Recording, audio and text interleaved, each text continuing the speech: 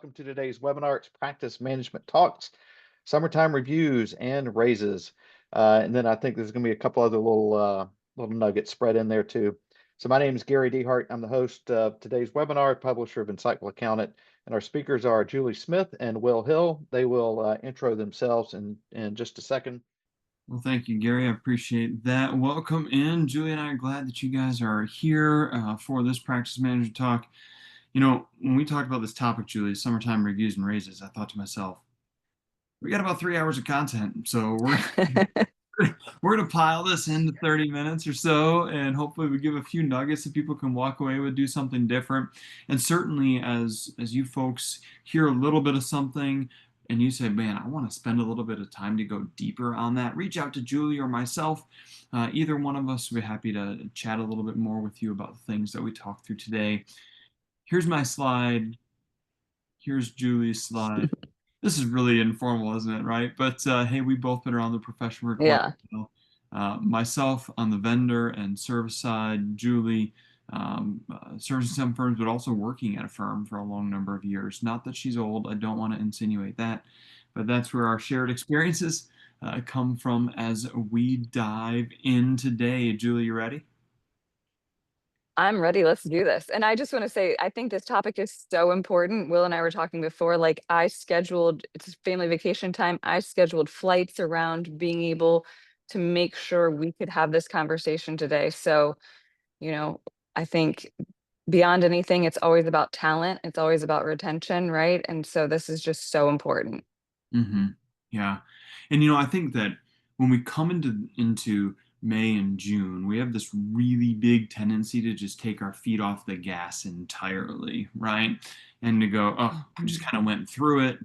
We know, and if it's this year, we're looking forward to Q4 going, there's going to be some kind of regulation and law change coming up that's going to rattle the bones of everybody. And it's going to be that way anytime you change administration. So we know it's coming. And now we just sometimes have a tendency to really back off and go, I just want to put my head in the dirt for a while or my feet in the sand for a while. Perhaps that's more enjoyable. And step away. But we got to think about the people a little bit on why this is an important time to think about people, Julie. Yeah, I mean, I definitely think it's an important time. One, I think tax season, you kind of put your head down for someone like myself in the position of having to do those reviews or manage those reviews. It just feels like one more daunting task with one more deadline, right? But like I said, I think it's so important. We've got to have open and honest, conversations. Those have got to happen throughout the year in order, to make sure we're doing the right thing for our people. But I think beyond that, it's listening to our people to make sure after tax season, we're making the correct moves. We're doing everything that we can to ensure our firm is healthy. We're moving forward, and we're kind of able to make some of those decisions here as you do those reviews. And I know, thanks for changing the slide, Will. The golden rule is no surprises. I was taking some notes on my way here today, and that was my first thing I said: no surprises, open and honest conversations. I think you should be checking in with your people, if not weekly, bi-weekly. There's a lot of things that happen, and sometimes they just need that ear to vent, but sometimes they need a solution. And so it's really building that, we said trust, morale, that confidence in that leadership team, that you're able to kind of take some action behind how they're feeling and what they're kind of facing in their roles. And so, we talk about these, annual reviews, and yeah, we've got to do them, right? It's kind of got to be that thing that we've got to put on the calendar. We've got to hold ourselves accountable, our team accountable. We've got to look at those KPIs. If you're not giving your team KPIs, if you're only giving them to them annually, shame on you for not being able to kind of produce those quickly, and they know what they're up against. I love this, like, don't perceive it as judgment day. I really think of, our reviews as like, hey, this is what we said we were going to do last year. We know because that we've talked continuously over the year. Hey, check, check, check. Ooh, we didn't hit that one. Why didn't we hit that one? Oh, okay, that makes sense. Let's put that onto this year. And then let's talk about, it's kind of like that forward thinking mindset, changing from that reactive to proactive firm of, okay, where are we going and what are we doing? I hate looking in the rearview mirror. I want reviews to feel more like looking through the windshield and where we're going and what we're doing, because when you're checking in with your employees, now you're able to kind of say, hey, how's it going on that? Hey, I saw last week you reached that goal. Way to do that 6 months earlier, right? And so now everyone's striving for something. And I think that's really what people are looking for, right? Striving towards something bigger. And that really gets your buy-in after tax season to kind of go head down and keep going. Sorry, Will. Clearly I'm passionate about A this. little bit, a little bit. You know, I would like to say, can we rename this to performance reset and the annual reset, Yeah. right? Where it's, if we're continuously talking about where things are and there are no surprises, at some point though, we've got to have a line in the sand where we go, hey, what was in the past and what's in the future? And so even though we are continuously communicating and working through things, we still got to have that point in time where it's like, hey, here we are. This is kind of the target line for certain activities and certain metrics. Let's see how we did. And then let's reset ourselves going forward. So that review ought to really be, to me, because we've been talking throughout the year, it really ought to be about what's the future expectation as we move on. Mhm. And sometimes Mhm. that expectation isn't much because they haven't grown a whole lot. Sometimes the expectation is more because of the path that we've been on. But I do think that, especially in a world of continuous feedback, we're able to really set that and position that as a reset and not as now we have to go through everything that we already might or might not have talked about from the prior year. So Yeah, I couldn't agree more. And I think, the other thing that I just want to hone in on is that active listening. I think as you're in a leadership role or you're the firm owner, we all face our own challenges day to day, week to week, month to month. It's really listening to what they're telling you because sometimes you feel like, okay, they're just venting, but they're really telling you a much bigger problem. Being able to listen and get to the root of that means that you don't get to review time and they are word vomiting out at you, right? Like that is the worst, is that you didn't actually listen to them throughout the year. And so now you're kind of stuck in that reactive position when you get to being in that review because you didn't react appropriately prior to. I would agree with that. I think, as I talk to a lot of small firm owners, especially, they kind of say, reviews, I don't know that I really need that. But think about it as a new season, right? So Mhm. it's the new season. If you're a sports fan, new baseball season, we're in the summertime, whatever it is. We got to end last season, debrief on it, and start the new season. And we're giving the coaching along the way, but we still have to have a new starting line as we refocus in on where we should go as we move forward. So even though you may have had some bad experiences, think about how it wasn't about the process, or pardon me, let me step that back. It wasn't about the concept of feedback, challenging goals, moving things forward. The frustration isn't about that. The frustration is about the process with which it has been done. And so if you Mhm. left a larger firm to start a small firm and you say, I'm never doing reviews again. Uh, hey, don't make it about the review, make it about the process. What happened? What was frustrating? They didn't listen to me throughout the year. Also, do that. Don't abandon the concept of review, abandon the concept of I'm not listening throughout the year, right? So really challenge you if you had a bad taste in your mouth. It might not be the review, it might have been the process with which your bad experience happened through the review, and how can you make a shift so you get the benefits of the review and making sure you've got continuous feedback throughout the year. Well, and Will, to go with that, I think something important you said is about shifting. This is a perfect time to create shifting. So if you've been wanting to make a change on your team, maybe it's switch up, this person's not the right fit on this team. If you have a firm big enough for that, or something to that effect, or something, maybe someone's not in the right seat in your firm. This is a great place to really market that to those people and make those changes because, as Will said, it's a clean slate. We're looking forward. So, like, okay, that happened. We can all agree that maybe didn't work out great, but here's what we're going to do moving forward. And here's the challenges that we're going to set for the next year to really set you up for success. Because as a firm owner, a firm leader, if you really hated the review process and you're just looking to forego that, you know, well, why didn't you like it? One, and two, make changes based on what you needed as that employee when you were in that firm and didn't get the proper feedback or didn't get set up for success. So I really think this time of the year is really about shifting or pivoting too. It's about really making sure we've got the right people in the right seats. Well, you and I talk about this often. We go into firms and, someone says, this person's just not performing and we don't know what to do about it. I mean, how many times do we get to hear that? The person's not performing oftentimes because they're doing the things that they shouldn't be doing or they don't want to be doing. And so again, really honing in on that with your employees and your team to be able to have that open, honest conversation. Usually that employee will get there when asked the right questions. They know it. They just really don't want to disappoint you, but providing a way to pivot to really help them excel and succeed inside the firm, I think this is a great tool to be able to do that with. Let me sit on that for a moment, Julie, not because we have time, because I want to. Um, it, when you are in any feedback situation with an employee, whether it's the formal review time or it's throughout the year, when you're dealing with items that have to do with attitude and effort, that's a time to hit pause and say, I'm not going to fix the attitude and effort. I've got to understand the context around the attitude and effort. What tasks are they doing? Is the attitude going downhill when it's about certain types of work or certain clients or certain team members that they're working with? I want to try to gather as much data around that as opposed to just going, fix your attitude, it's terrible, I need more effort out of you, right? That's not going to go anywhere. Let's have this feedback as it goes in, really try to drive out some of the other context pieces to help us make the changes we need to make to get the results we need to see. So, all right, that was just a personal aside, Julie.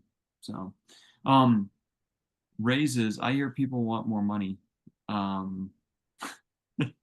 Talk to me about this slide, Julie.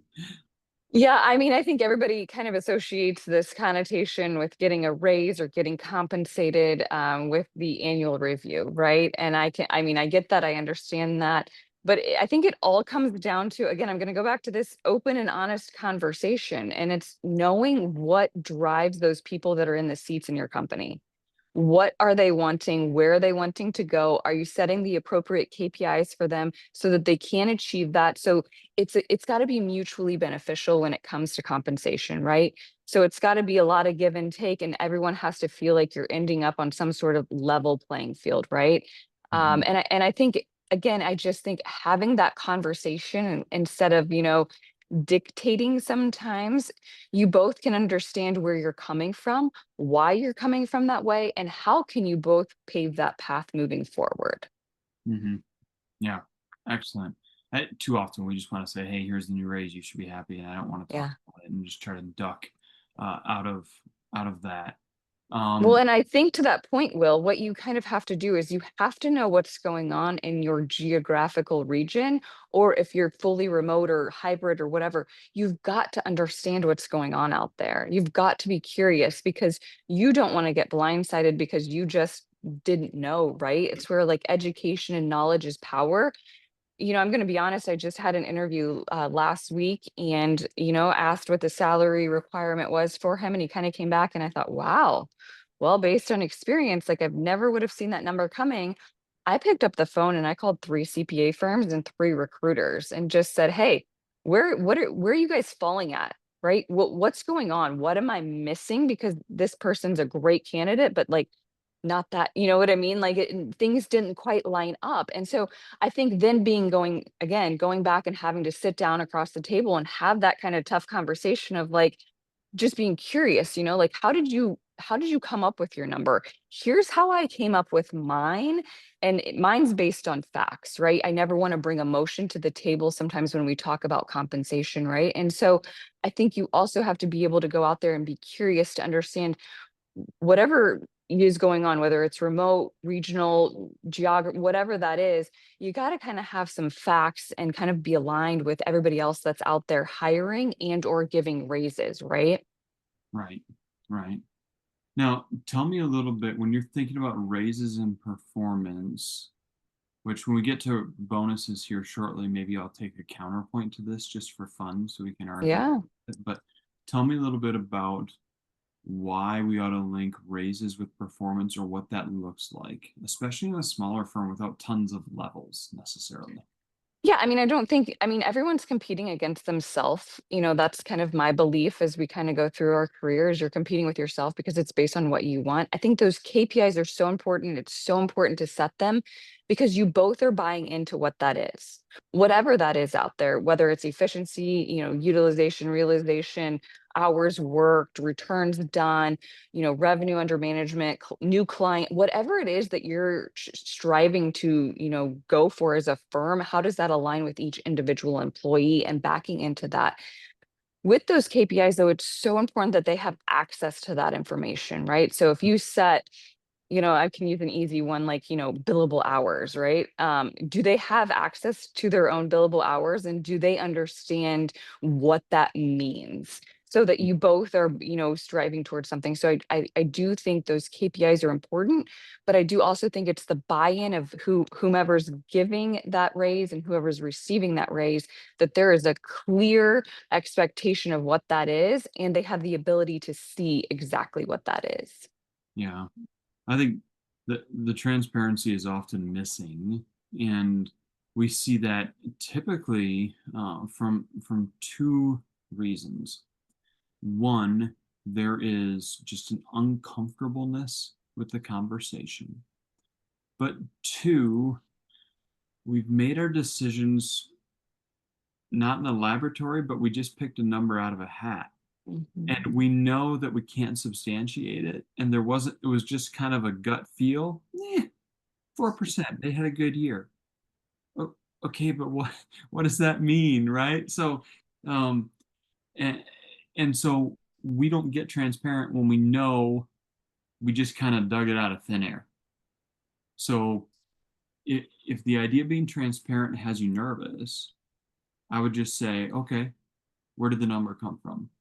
Because if we can have confidence in where the number came from, we can have confidence in our transparency. So, Which goes back to that trust, right? mhm, absolutely, absolutely. Um, bonus. Will, this is your slide. Talk to me about this. How do we figure these out in a firm? So I am a big fan of being willing to change the bonus calculation every year. And I know that that strikes fear into the hearts of people that are busy. Okay. But I look at the bonus and I say, this is where I want to spotlight the strategic outcome for these 12 months. And I Mhm, want to look and say, if I'm going to achieve X, what are the behaviors I need out of our people to achieve X? mhm, And then I can say, hey, this is what we're going for. And here's the reward for all of us if we hit this goal. And there could be multiple in there, right? And then I'm mhm, able to draw a straight line back to here's how your behaviors impact the outcome, right? mhm, So, for example, when we think about profit, and you've got firm-wide profit sharing as one of the bonus structures in there, perhaps you've got a profit growth goal. Well, think a little bit as a firm about what does it take for us to grow in profit?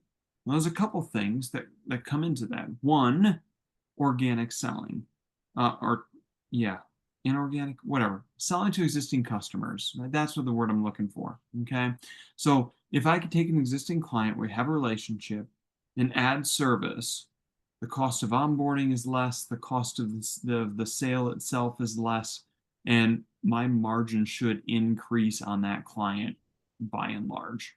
So that is one opportunity. So I might look and say, hey, who's bringing those opportunities to the table? The second area would be we're in a better margin when the right people are doing the right work.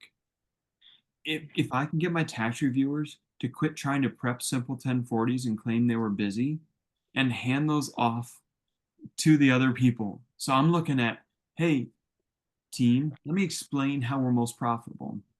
Julie, it's when you're reviewing. Timmy, it's when you're preparing. That's when we're at. We're saying, hey, we've got specialists in these areas for a reason because that's where we're at.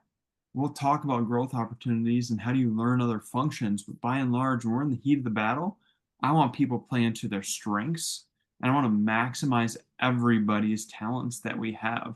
And so being able to do that Also, if we're more profitable for doing things faster. So I might talk to the team about sharing tips and tricks. Hey, do you know this is how I did the data import and it didn't bomb out on me and I didn't have to manually calculate it or key it in. Hey, this is a chat GPT prompt that I use that really helped me out in this area. Hey, look what I found with tax research. So I want to not just say, well, let me tell you later how we made up our bonus. Up front, I want to say, hey, these are the goals for this year. We're going to bonus around these goals. And here's the behaviors I want to see out of us as a team that will give us the best shot at hitting and exceeding those goals. So yeah, I get kind of passionate about that and just saying these can be motivating. I also, while I'm rambling, sometimes I like the idea of not having raises have anything to do with performance and having the raise be a pure, I say sometimes because there's other firm factors that come into play, right? Not all firms are created equal. But if I were to start my own, I might look at it and say, hey, each year I'm going to do a cost of living raise that we have. And then 6 months after that, wherever that falls out, I'm going to do my bonus calculation and pay out my bonuses. And so what I have the opportunity there is to do is for the team members twice a year to see some increase in pay, right? Once is from the salary perspective that's there. And then on the other half of the calendar, then we've got the bonus calculation. And that's where I'm really driving at performance, because if they're going to be performing well, we're going to be hitting the goals that we need to hit, right? So I make those kind of conversations. They say, hey, I want more salary.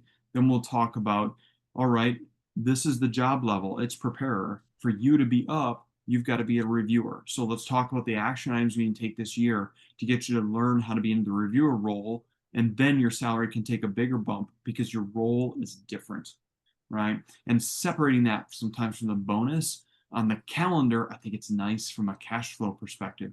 One for the team. Ooh, look, new cash coming in twice a year is excellent. But also for the owners, especially some small firm owners I talked to recently said, man, I want to give a big raise, but I know I'm going to give a big bonus, and I'm not sure how these are going to play with each other and what's going to happen. And sometimes that does kind of lessen the immediate risk, or at least the perception of risk through that. So I gave you like 2 minutes to respond to all of that stuff that you've probably. Well, no, Will, I have more questions for you because I feel like you're so passionate about it. But I think this is a huge topic in this industry, though, because people don't know how to structure or pay out or what it even looks like, right? It seems so daunting that people just take no action, which is the worst, right? So, Mhm. we've talked about doing reviews and raises and kind of, what that could look like. I love the bonus structure. I love the incentive structure part of the industry. But, have you ever thought about how to get everybody involved? So do you ever see where you do like a firm wide goal where it's like a big pool and everybody, everybody's got to define their parts out in order to achieve this, right? Because it's not just about the accountants or preparers or reviewers or bookkeepers, whatever the case is, it takes a whole team to run a firm essentially. So, tell me some things that you've kind of seen in the industry lately where maybe people are starting to go, maybe bigger, broad spectrum than maybe honing in on one individual performance based. Yeah, I've seen that a lot with the firm-wide profit model, Mhm, Julie, where it's like, hey, if we're going to be more profitable, I'm okay with the administrator calling my client to chase down missing documents, right? Like it kind of, mhm, and that cuts both directions, right? The admin mhm, goes, oh, let me help and be proactive. mhm, The preparer goes, I'm willing to let go and not have so much control concern as we dive in. So whatever that structure is, when we talk about, and I'm a bigger fan of firm-wide goals and team goals than just individual, because mhm. for the most part, the firm's got to have the people working together for us to achieve. So we have to communicate about what it is and then tell them, look, admin, here's the steps you need to take to maximize your opportunity. Preparers, managers, here are the steps you need to take. And those steps are different, but because the roles are different, but together they have the impact for the goals that we're trying to chase after. I know, and I know that we could talk about this for hours between the two of us and provide such great content for everybody because it is fun because we do get to hear everyone's different perspective or way of calculating or thought process. and being able to gather all that information. It's fun to come talk here and be able to get to give back. So we Mhm. want to thank everybody, for attending. We know we're right at time. So if you want to get in touch with me or get in touch with Will, you have our information there on the screen if you want to have a much bigger, deeper, longer conversation about raises and bonuses and incentive comp and all the things that come with it. Absolutely. Absolutely. Thanks, Julie, for your time. I appreciate Yeah, it. And thank you. You too. Can't wait to see everybody at Scaling New Heights. excellent. Thanks, everyone. And Will, good luck at Engage next week. All right. I'll be there.